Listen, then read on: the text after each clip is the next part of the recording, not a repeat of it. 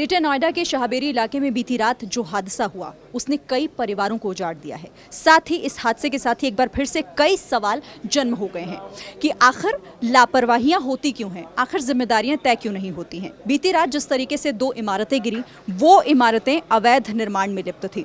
हालांकि इस पूरे मामले में गिरफ्तारियां हुई हैं, जांच की बात भी कही जा रही है, लेकिन फिर से वही सवाल कि आखिर इन सब के पीछे जिम्मेदार है कौन और आखिर इस तरह की लापरवाहियां बार बार रिपीट क्यों होती हैं। इस वक्त मेरे साथ इंडिया न्यूज़ के कुछ ऐसे लोग मौजूद हैं जो कि जिनकी हर खबर पर पूरी नज़र होती है, अच्छे से हर चीज़ को समझते हैं, तह तक जाते हैं। उनसे हम बातचीत करते हैं कि आखिर इस हादसे का जिम्मेदार कौन है और ये रिपीट बार बार क्यों होते हैं। सबसे पहले मैं सुधीर जी आपके पास आना चाहूँगी। इस हादसे से क्या सबक नहीं लिया जाता? क्योंकि बिल्डिंग कोलैप्स की खबरें हम लगातार देखते हैं, हर हफ्ते में अगर हम कहें तो इस तरह की खबरें आ जाती हैं, महीनों में आ जाती हैं। जिम्मेदारी तय नहीं होती या फिर क्यों लापरवाहियाँ हो रही हैं? देखिए, इसमें जिम्मेदारी तय नहीं होती है, इसीलिए लापरवाही हो रही है। एक लाइन में अगर आपको बताऊं तो दिल्ली में अगर जो एक आंकड़ा सामने आया वो ये था कि दिल्ली में करीब 1797 अवैध कॉलोनियाँ हैं। दिल्ली के पास तो कम से कम आंकड़ा है, उसमें से केजरीवाल सरकार जो है वो 800 से ज़्यादा अवैध कॉलोनियों को जो है वो नियमित करने जा रही है। तो वहाँ कम से कम आंकड़ा मौजूद है। मैं आपको गारंटी के साथ ये बता सकता हूँ कि यूपी सरकार के पास ऐसा कोई आंकड़ा भी मौजूद नहीं होगा। यहाँ पर क्या होता है कि 2 तरह की यहाँ पर ज़मीनें हैं। जो यहाँ के रहने वाले दिल्ली एनसीआर में हैं और जो रियल इस्टेट से थोड़ा उनका ताल्लुक रहा है वो जानते हैं। एक ज़मीन है जो बिल्डर्स लेते हैं अथॉरिटी से सीधा, और उसको जो है फिर वो अथॉरिटी, किसान से अथॉरिटी लेती है, अथॉरिटी से बिल्डर्स लेते हैं, और उसके बाद उस पर जो है कंस्ट्रक्शन होता है, जो हम बड़ी बड़ी गगनचुंबी इमारतें देखते हैं। जहाँ पर ये घटना हुई, शाहबेरी जैसे इलाके जो हैं वो गांव की ज़मीन है, किसानों से सीधे इन लोगों ने खरीद ली और फ्री होल्ड, उस ज़मीन को यहाँ पर फ्री होल्ड बोला जाता है, उस फ्री होल्ड ज़मीन पे ये लोग घर बना लेते हैं। और आपको जान के यकीन नहीं होगा, मैं उस इलाकों में घूमा हुआ हूँ, मतलब एक छोटी छोटी जगहों पे 7-7 मंजिल घर बने होते हैं, इतनी लिफ्ट होती है कि उसमें सिर्फ 2 लोग जा पाएँ मुश्किल से, और बहुत ही कंजस्टेड होता है। अब जो जैसे ये इमारत गिरी, इसमें एक चीज़ सामने आ रही है जो कई थ्योरीज वहाँ से हमारे रिपोर्टर्स बता रहे हैं कि शायद वहाँ पर सेप्टिक टैंक, इन लोगों ने सेप्टिक टैंक बनाया हुआ था, नीचे था जो बेसमेंट में, क्योंकि वहाँ ऑथराइज तो है नहीं, तो वहाँ पर वैसे भी उसको किसी तरीके से अनुमति नहीं मिली थी और वहाँ पर सीवर लाइन भी नहीं पड़ी हुई थी। तो भैया अब डेली का वेस्टेज कहाँ जाएगा? तो उन्होंने सेप्टिक टैंक बनाया हुआ था, उसमें भी लीकेज हो सकता है क्योंकि वो हर 15 दिन में साफ़ होता था, जिसकी वजह से इमारत की दीवार कमज़ोर हो सकती है और ये गिर सकते हैं। तो ये लापरवाही का मामला है, किसी की जवाबदेही तय नहीं है। नियमों को सीधे तौर पर हमेशा ताक पर रख दिया जाता है, लेकिन इसकी जानकारी तो उन लोगों को भी होती है, हम और आप जैसे लोग जो इन मकानों को खरीदते हैं, उन बिल्डिंग में रह रहे हैं। बिल्कुल, मैं तो यही कहूँगी कि अथॉरिटीज़ और बिल्डर्स तो हैंड इन ग्लव हैं ही। ये तो समझ में आ रहा है, इतना बड़ा हादसा हो जाता है, किसी को 2.5 मंजिला बनाने की इजाज़त है, वो 6 माले बना रहा है, तो कहीं ना कहीं मिलीभगत उनकी तो है ही। उससे ज़्यादा कंज्यूमर को अलर्ट होने की ज़रूरत है। मैंने मेरी कमाई, हार्ड अर्न्ड मनी को इन्वेस्ट करना है, 20-25 लाख रुपया अगर मैंने लगाना है, तो मैं उसके बारे में पूरी पड़ताल किए बिना किसी पे कैसे ट्रस्ट कर सकता हूँ? How can I invest my money from on a place which is not having any sewerage, no electricity, because government की authorized है नहीं, तो ये सब चीज़ें तो आएंगी नहीं। तो हम किसी रैंडम बंदे पे जो बिल्डर कहला रहा है उस पे ट्रस्ट कैसे कर सकते हैं? It's a huge money. यानी कि जिम्मेदारी हमारी भी है। हाँ, हमारी जिम्मेदारी है बिल्कुल, लेकिन जब हम अपने पैसे इन्वेस्ट कर रहे हैं और जब हम बिल्डर के पास जा रहे हैं तो हमारे पास सरकार की तरफ से कोई गाइडलाइन या कोई प्रॉपर ये भी तो नहीं बताया गया कि आप कहाँ जाओ। हमारे पास कोई ऑप्शन नहीं है। हमारे पास इसमें एक्चुअली में लोगों को इसकी जानकारी अभी ठीक से हो रही है, धीरे धीरे हो जाएगी, अवेयरनेस होनी चाहिए। इसमें क्या है कि जैसे कि आपके बीमा सेक्टर में इरिडा है या आपका जो है शेयर मार्केट में सेबी है, उसी तरह जब बिल्डर्स की शिकायतें बहुत बढ़ गई तो सरकार रेरा लेकर आई है।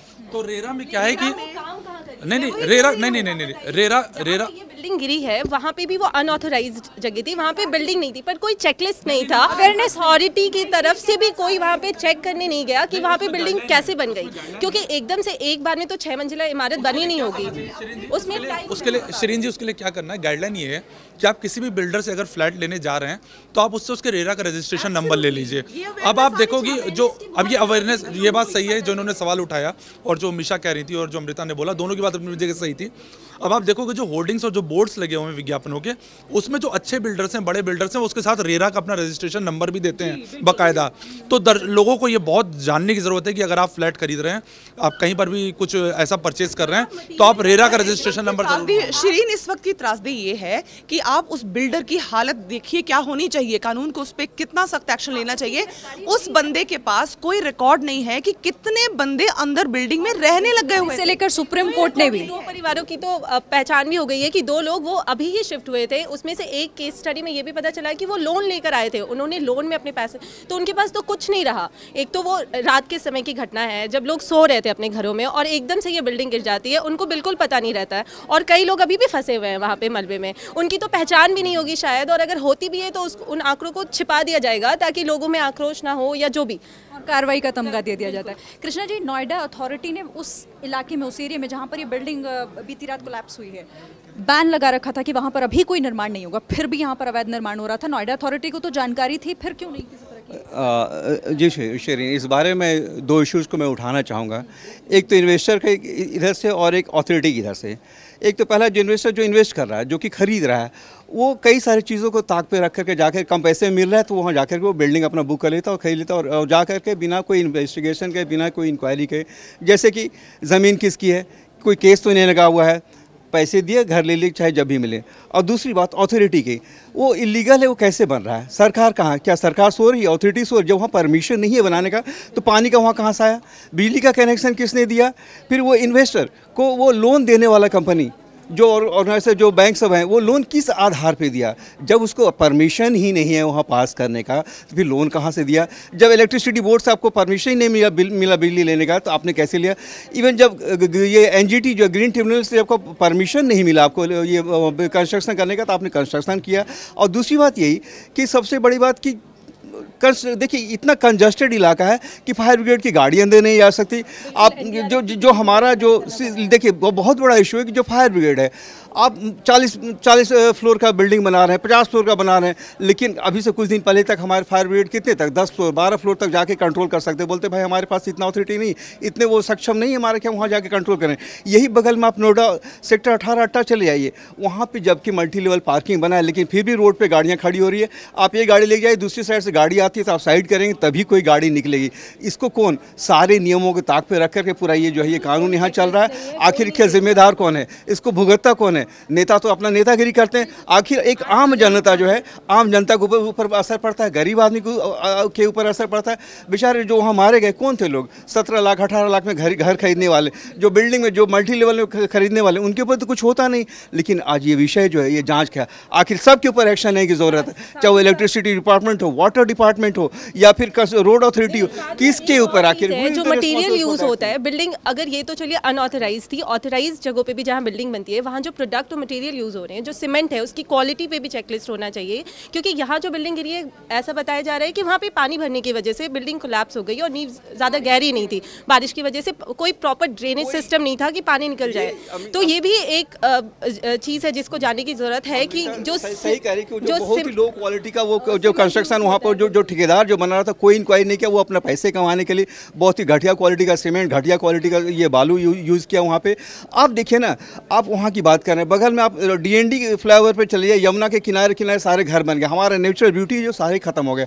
आज अगर बाढ़ आ जाए 2010 में जैसे कॉमनवेल्थ के टाइम आया था, फिर सारे घर का कौन है रखवाला करना है? बाढ़ से पूरे वो घर डूब जाएंगे। लेकिन जब होगा कुछ एक्शन तब उस वक्त आएगा, लिया जाएगा, तब एनडीआरएफ आएगी, बिल्कुल पुलिस भी पहुँच जाती है, सरकार भी। सुधीर जी, एक सवाल मेरा आपसे, सरकार कोई भी हो, अथॉरिटी में कोई भी बैठा हो, हर बार इस तरह के हादसे होते हैं, बिल्डिंग कोलैप्स होती हैं चूंकि वहाँ पर अवैध निर्माण हो रहा है, जैसे कि हम बात भी कर रहे थे, घटिया क्वालिटी की सामग्री यूज़ होती है, लेकिन फिर भी इन पर रोक नहीं लग पा रही है। क्या मतलब कानून की बात तो आज सुप्रीम कोर्ट भी कह चुका है कि आप सख्त कानून बनाइए, कार्रवाई करिए, सीधे तौर पर निर्देश आदेश दिए।